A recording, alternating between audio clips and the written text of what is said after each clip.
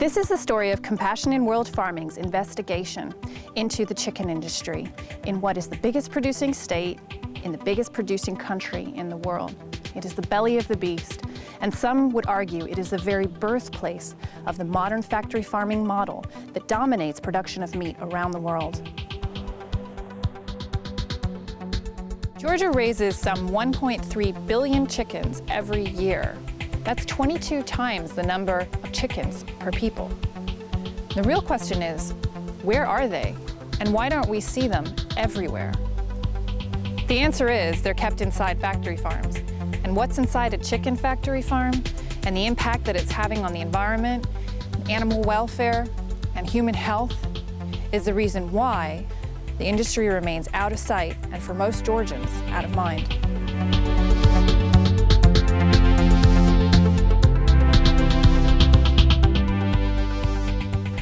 Well, in Georgia, over the last couple of decades, we've seen a massive consolidation in the poultry industry.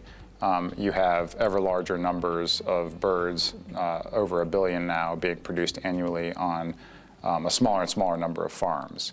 And as those farms come more and more to resemble industrial methods of production, they have many of the problems that we normally associate with industry. And in this case, it's mainly the production of excess animal waste that has to go somewhere. It has to be applied somewhere, it has to be disposed of somewhere, and when it's not done properly, it can cause excess nutrients to enter waterways, which can cause many problems for Georgia's water quality.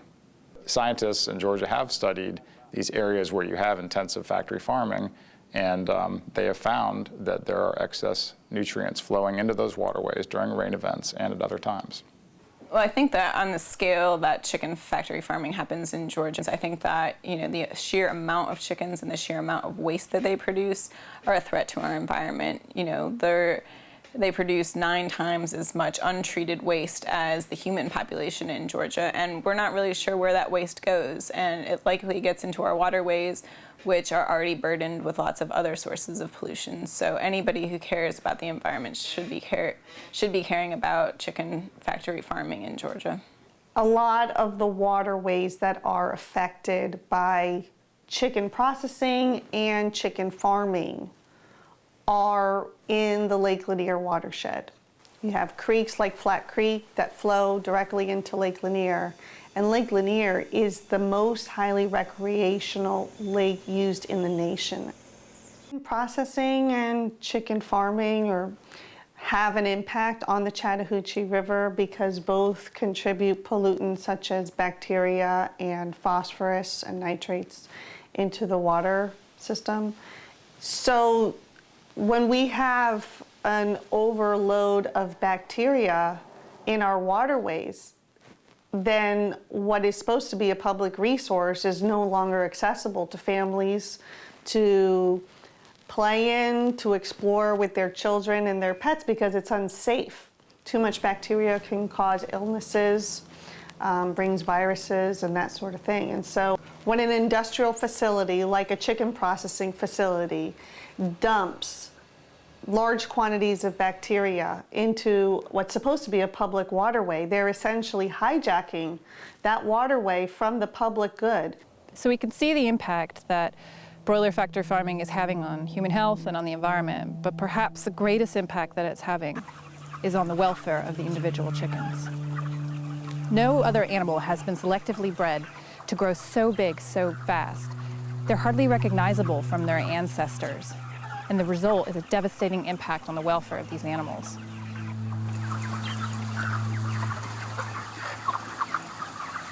So their biggest enemy is the enormous weight of their giant chests that have been selectively bred to get so big that the rest of their body hasn't actually caught up. And it's through selective breeding this has happened, in our pursuit of a bigger and bigger chicken at a quicker and quicker rate for a cheaper and cheaper cost. In addition to welfare problems as a result of selective breeding, chickens also suffer just from the sheer number of chickens that are packed into one of these houses. 30,000 chickens are packed in. Each chicken is producing an enormous amount of waste, and these 30,000 chickens are producing so much waste and they can't escape from it. The result is a concentrated amount of ammonia and dust particles, which cause them to have burns and blisters. Changing that animal so that it's just an eating machine. And that's what factory farming is all about, that they've really genetically changed these animals to become machines. Machines that produce cheap meat for us so that we can go to the local chicken fast food joint and get a cheap meal. And it's just so wrong, so unethical. Goodness knows what they feed them, but they do gain weight very, very quickly. They are Franken chickens. They've been genetically chosen over so many generations that they grow abnormally fast. They cannot walk properly. And from what I understand, if they live longer than their short lifespans of 54 days or 56 days, they often succumb to heart attacks. We do have the Animal Welfare Act in the United States, but that exempts all farm animals. And the one piece of federal legislation that we have for farm animals is the Humane Slaughter Act. But for some reason, that exempts chickens. So there is virtually no legislation to protect the welfare of the chickens. I thought it was interesting that several of our members made comments. And the stories that kept coming out were ones of chickens falling off the truck and people rescuing chickens, which, it happened in several different counties and really different parts of the state. They are in big semi-trailers, tractor trailers, and they put them in cages. And when the weather is fairly decent, then you can see them in those cages, crammed into the cages. And you can see that they're not in good shape. They've lost a lot of feathers. They're very soiled with their own excrement. And it's very, very difficult to watch those chickens being taken into the chicken processing plant. The first thing that comes to mind in terms of what's a little bit aggravating about living close to this poultry processing center is the overwhelming smell. It's on the interstate. I would say it lasts about half a mile. Another thing that troubles me, as well as a lot of other people, is constantly seeing these trucks back and forth with these chickens crammed in. Sometimes you see little legs poking out, wings hanging out, and this is constant. These are semi-trucks pulling these birds back and forth day and night. As I'm traveling on Highway 72, I noticed in the middle of the highway there was a chicken, and it was right in the center. So as I was approaching, I just sort of made a snap decision as I went by that I was going to turn around and get that chicken. It's when you think about the life that these chickens have, it's really not a life. It's not a life at all. I mean, you're raised in a closed structure. It's not a life, and it's not very compassionate. Tank, by having living out on a nice size area here, he gets to be a chicken. He gets to walk, he gets to explore, he gets to do what chickens are probably meant to do. He's very social. He'll come out and he wants to be a part of it. I'll have friends come over and he'll be right with us, standing, seeing what's going on, and he's a character, but he's just a wonderful, charming animal. I saved his life, but he's going to enrich my life. The cages are literally stuffed to the brim. Chickens sometimes fall out, sometimes they are suffocated, and they are dead upon arrival. And when they reach the slaughterhouse, a typical slaughterhouse in Georgia is killing about 1 million chickens per week, 5 days a week. That's 200,000 chickens every day. SPLC has mostly been focused on the workers' rights aspect of the poultry processing industry, and really the biggest issue across the board that affects the largest number of workers is just simply how fast the plants run. The kind of speed at which people are expected to work in order to keep up with their jobs on an hourly basis is really unbelievable. For example, having to cut 40 chickens every minute is just unsustainable. Workers are often standing close together on a processing line, so that you're almost shoulder to shoulder in some instances, and you have a knife or scissors in your say your right hand, and then a metal guard on your left hand. But because you have to cut so fast, we've heard of workers even sort of missing the chicken as it rushes by on the line and actually cutting the worker next to them. And it just the sort of pace at which the line runs forces workers into this rushed, hurried speed that's not safe for them. Well, compassionate world farming believes that there's an alternative. We believe there's a choice, and what's missing is people being informed about it. So what we're doing is just trying to inform the food citizen and tell them the facts about factory farming, the impact it's having on chickens, the impact it's having on welfare, the impact it's having on communities, human health, and the environment. And we believe that once people know this, that they'll make a better choice. This is also the story of Compassionate World Farming's discovery that there is a choice and people are beginning to demand a change. Food citizens around Georgia are beginning to ask, where is their chicken coming from? And earnest, hardworking farmers are beginning to pioneer a way forward that's better for the environment, better for people, and better for the chickens. You know, I believe that the advantage to my workers is the opportunity to have a really good workplace, a really good work environment. We have about 70 employees. We're one of the largest, if not the largest, private employer in the county, and we have almost no turnover. Well, there's no doubt in my mind that the way we raise animals is much better form of animal welfare than the industrial model. I used to do that. You know, chickens were born to scratch and peck. Cattle were born to roam and graze. Hogs were born to root and wallow. And in an industrial commodity production system, those things are not allowed to happen.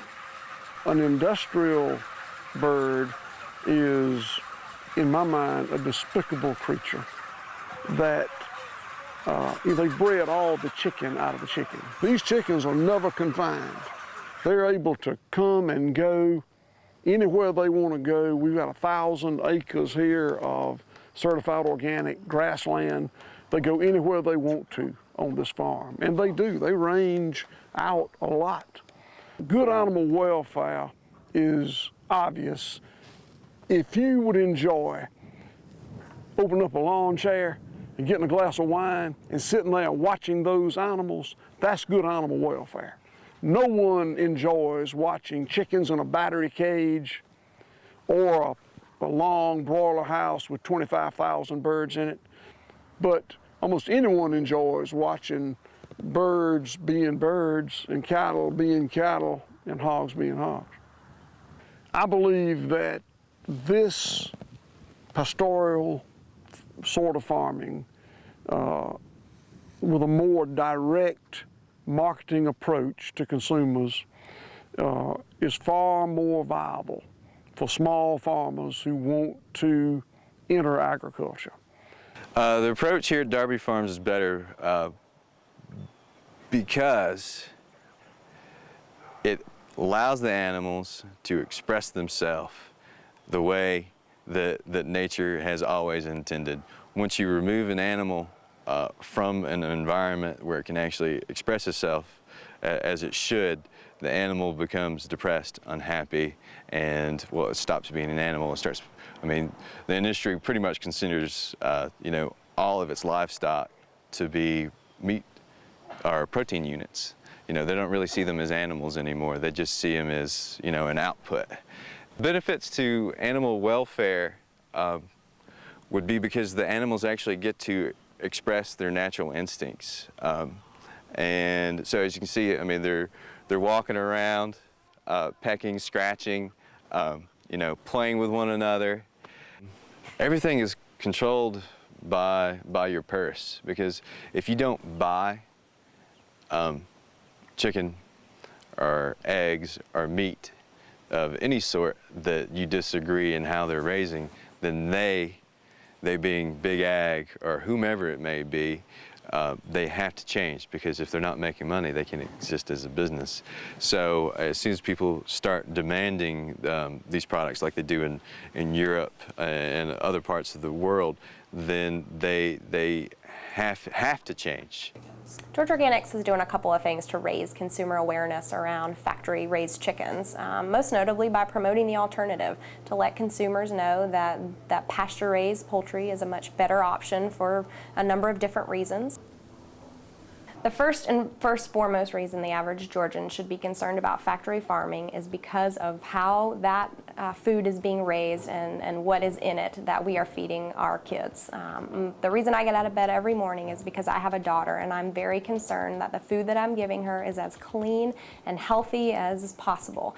And when I know that there are things that have been used to grow her food that potentially are going to be harmful, as many studies are showing, like antibiotics and pesticide exposure, etc., that is something that causes serious alarm for me. The consumer role is probably the most important role if we're going to see change in the way chicken is raised. In the last 5 years, the state of Georgia has seen over a 600% increase in farmers markets. We see attendance up every weekend throughout the summer as well as in the fall. And we've also seen new markets getting going in areas that didn't support farmers markets before. So it's a really exciting movement. There's also a number of restaurants now that are very dedicated to supporting local farmers and bringing in clean, organic, sustainably raised food into the restaurants and are marketing that because people are looking for that on menus. So it's a very exciting time. We see pasture-raised poultry in farmers markets. We see them in supermarkets. It's not difficult for people to access them. You can find it in their local restaurants. And we are hoping that through information and through getting people passionate about this issue, that they'll choose the humane and sustainable alternative to factory farming. We're excited that people are becoming closer to their sources of food. They're getting to know their farmer. They're asking their farmer questions because, you know, you are what you eat, and if you're eating antibiotics and toxins, then, you know, there's no way you're going to be healthy. There's no way the planet's going to be healthy. And, you know, some of these special places, you know, especially in Northeast Georgia, that's the headwater of some of our most important rivers in Georgia, and we need to keep those protected. So our vision is for smaller farms that are producing in a more sustainable way. I think the average Georgian should care about poultry production in Georgia the same way they care about their own health. Everyone should know where their food comes from and how it's produced, under what conditions, and under what effects to the overall environment. And the more people know, the more they can favor, if they so choose, those production methods that have less impact on the environment and human health, such as from smaller producers. The consumer end, we're, unwittingly most of the time, benefiting in the form of a cheap product that really is being produced on the backs of a vulnerable, exploited workforce. My customers have made a conscious decision to pay more for what they feed their families, to support systems that raise animals with good animal welfare and good environmental sustainability. We don't have to have meat as often as we do in the United States. We're a tremendous, tremendous community of meat eaters, and we need to be a little bit more aware of where the food on our table comes from. It's not from the plastic package at the grocery store. It comes from a live, breathing, feeling, sentient animal.